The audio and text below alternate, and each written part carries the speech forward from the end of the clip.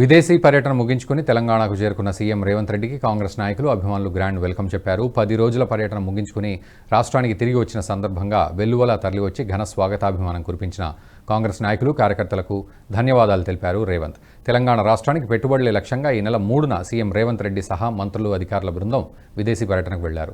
అక్కడ పలు కంపెనీల ప్రతినిధులతో సమావేశమై పెట్టుబడులకు సంబంధించి ఎంఓయూలు కూడా కుదుర్చుకున్నారు.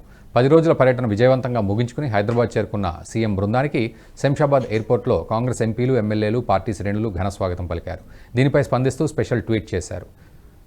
మన బిడ్డల కొలువుల కోసం, మన రాష్ట్రానికి పరిశ్రమల కోసం, ఫ్యూచర్ స్టేట్గా తెలంగాణ బ్రాండింగ్ కోసం అమెరికా, దక్షిణ కొరియాల్లో పర్యటించారని తెలిపారు రేవంత్ రెడ్డి.